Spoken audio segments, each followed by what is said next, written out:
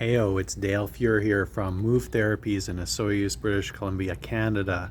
Today it's a spectacular day in the Okanagan. Look at the weather, look at the beach. Crazy, super nice out. The weather is finally here and it's only June. Crazy.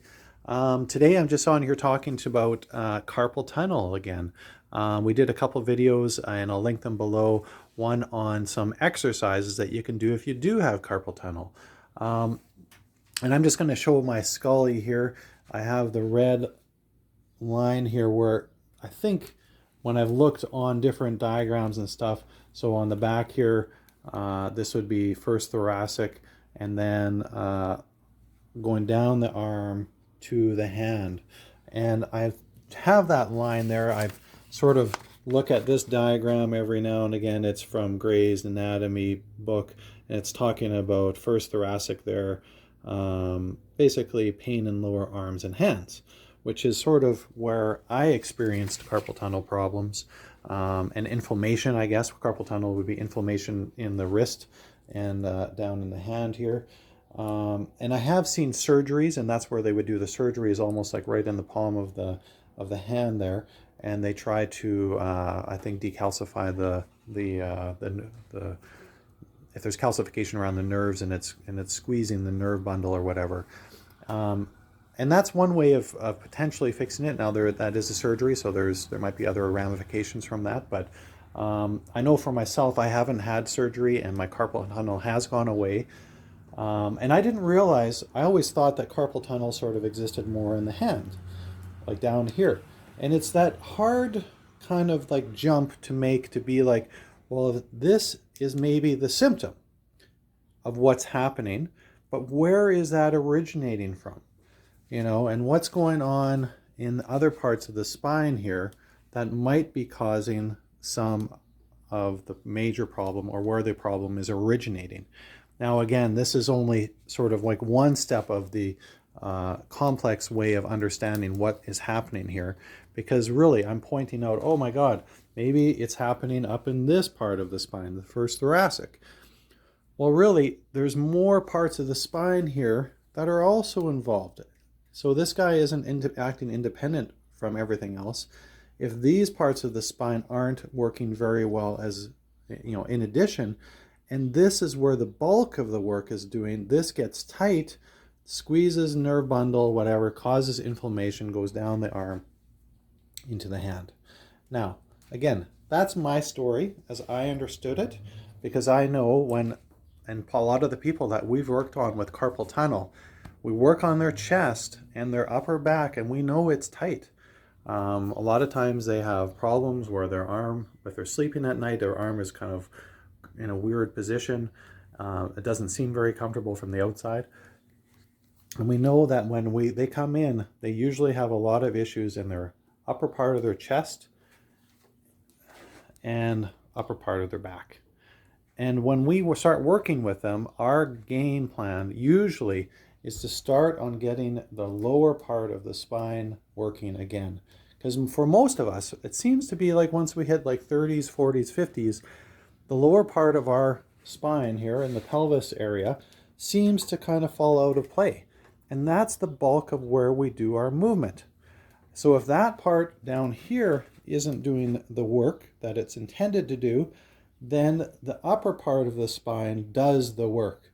This isn't designed to do a lot of the work of, lifting and stuff like that, or getting up out of a chair. But sometimes as we age, we start using our arms and stuff like that a lot more than they should be. And then this area gets tight. And then one of the symptoms that comes out of that could be carpal tunnel. So that's a big story to hear. If someone had explained that to me without watching some of these other videos that we've done, that would be a big jump. But it is a little bit different than just saying, oh, the problem's just in your wrist, or the problem is just in your hand. We know that the human body is very complex. And we know that usually with the symptoms isn't usually the problem in anything.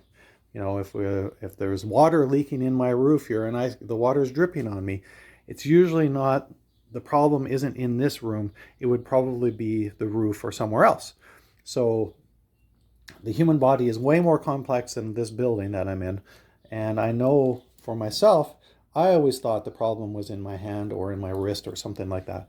And I would do lots of these exercises to try and stretch the wrist or stretch the tendons in there. So, and then the other side of that too is, when there is something that's inflamed, does stretching help it? So that was a big jump for me as well, to realize that maybe stretching wasn't doing what I was wanting it to. Because I stretched it a lot and my carpal tunnel didn't go away. And now I've done something different. Here I'm doing slow, gentle, easy exercises to try and reduce the work that this is doing and getting this part of the back working more.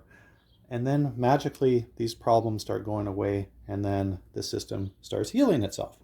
So if you're interested in that kind of story where it doesn't involve surgery, and maybe not just, I know not only has my carpal tunnel gone away, but other parts of me have started to move better.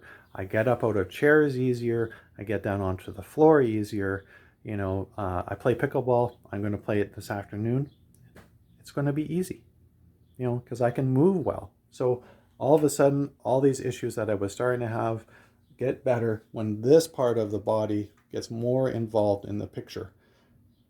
So that's what we do at Move Therapies. We do these kind of subtle, gentle exercises, and I'll put the links of the exercises that I've demonstrated so far below. Give them a try, and if you're interested in that kind of mindset or that kind of approach to working with this kind of problem, especially something complex like carpal tunnel, maybe it isn't as complex as you think it is. Really, if you do have carpal tunnel, notice, is this tighter than if you put your hands on your chest and move it around a little bit? Is it really tight? Is your neck really tight too? Is the upper part of your back up here? Do you notice that that might be tight too? Probably, because I suspect, again, the nerve bundle up here, if it's working too hard and these muscles are working too hard, it's going to restrict the signal going down to the hand, and the outcome or the symptom is usually carpal tunnel. So anyways, it's Dale here from Move Therapies. Hope your day is fantastic and that you're outside enjoying the weather. If you're interested in something like what we do, our information is below, and just click on our link. Have a great one. Bye.